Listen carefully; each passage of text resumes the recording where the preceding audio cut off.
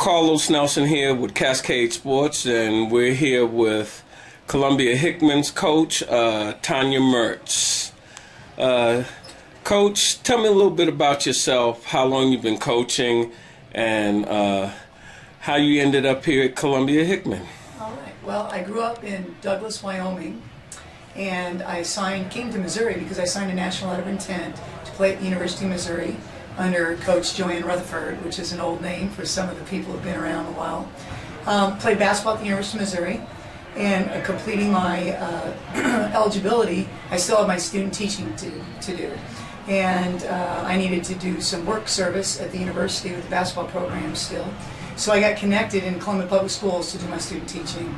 And luckily, during that period of time, a position opened in science, and I was a biology chem major, and I was able to slide right into Hickman High School, which I didn't realize how lucky I was. I never really had to. I went through one interview, and that was it.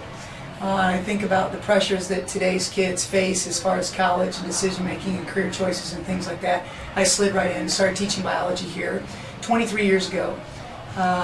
1 year after I started, I received the pleasure of being the JV coach here at Hickman High School under Julie Summer. Coached with her for 4 years, and then took over the varsity program here.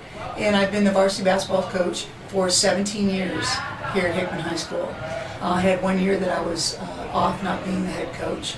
And it's been just a Cinderella story for me personally. I've been very fortunate to have an awful lot of talented young ladies that have played in our program. Many have gone on to play Division I, and one has gone on to play professional basketball. And who have you had to go to Division I? And give me a little bit about the one that's played. Well, just most recently, Yvonne Anderson. I think we all know her name. She was a Player of the Year in '07, and she's in her junior campaign, or senior campaign, excuse me, at Texas, University of Texas, Austin right now. Quite a special young lady. If you tour Hickman a little bit, you'll see several photos of her in our trophy case. But she would be the last D1 kid we had, and the first was a gal named Missy Stringham, who's still our all-time leading scorer, who went to Indiana State. Had the likes of Dina Williams, who went on to play professional in the WNBA and then on into Europe, who's in the Kansas City area now teaching science at a charter school. Excellent. And there have been several in between. We've been lucky enough to get to 4 Final Fours and win 8 district championships. We finished twice second in the state and twice third in the state. So I just really have been lucky to have a lot of great kids that have been through our program, and it's just been quite a ride for me. Every year is different, every year is special, and then my goal as a coach is just try to help those girls reach their potential as a team. All right, Coach, tell me a little bit about your team, this 211-212 team. Well, this team unfortunately took a significant hit in September. We graduated our all-stater, Aqua Corpening, last year, who grunted most of our scoring. And our second leading scorer was just a terrific player in Jade Holly, and this is her junior season. She tore her ACL in September, and we lost her for the year. She was getting a lot of D1 looks, and her freshman year she tore her other one. So she's been in her high school career sitting out 2 full seasons, which is really unfortunate for a youngster who puts so much effort into the game. Matter of fact, Jade plays with a lot of Kansas City kids on an AAU team. She plays with a lot of the Staley and Blue Springs girls. At any rate, that was a significant blow to our team. I think we were returning about 11 points a game from last year after we lost her. The year started, we were very fortunate. We have 8 freshmen, and our freshmen are not in our building. They're in the junior high, and our junior highs are mixed with Rockbridge High School students and Hickman students. So they have their own programs. But we were able to take 8 of those kids out, and 5 of the 7 kids that are left playing varsity basketball with me never touched the varsity floor prior to this year. And we're 17-4. We have a couple of sophomores, 3 freshmen, a junior and 2 senior, who are basically the integral part of our varsity team. Because unfortunately for us, we lost the rest of our varsity players due to more ACLs. We've had 4 ACLs and a broken collarbone this year. So out of the 12 varsity kids we've had start the season, we only have 7 left. Pretty thin, but the kids have really persevered. It's amazing how resilient young women are. They've just stepped up to the plate, and they've broadened their responsibilities, and they've continued to play hard. So what's your record at this point? Right now we're 17-4. We lost to Blue Springs. We've lost to Rockbridge High School, Glendale High School, and Parkview out of Springfield. So how do you feel about this run for the state championship? Well, I really don't think we're at that caliber at this point. I think you give these kids a couple of years and we will be. I can't ask for anything more than what they've given me.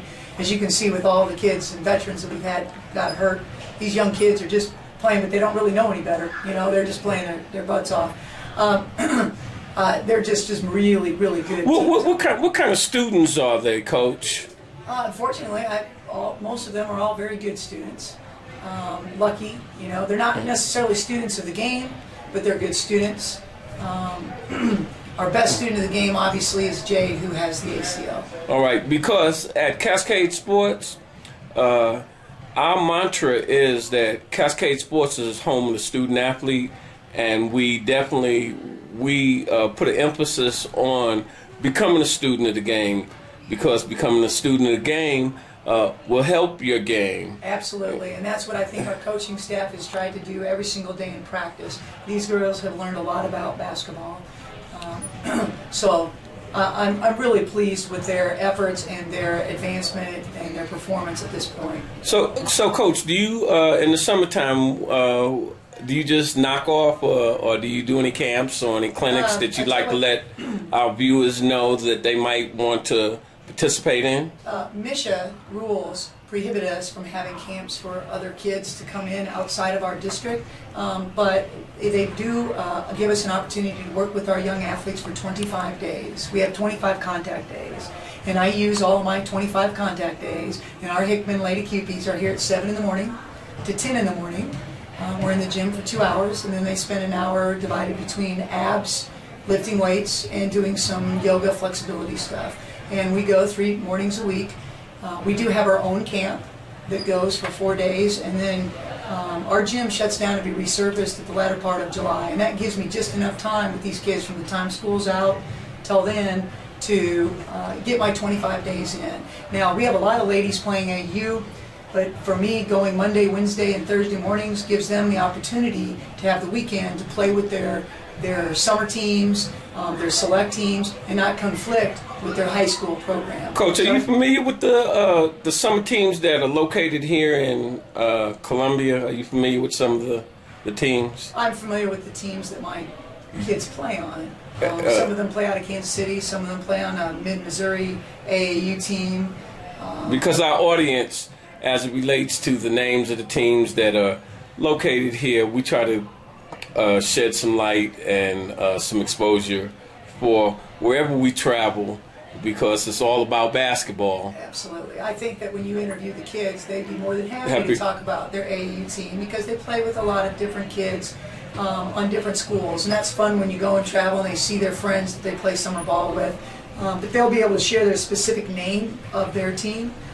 You know, my focus is Hickman basketball.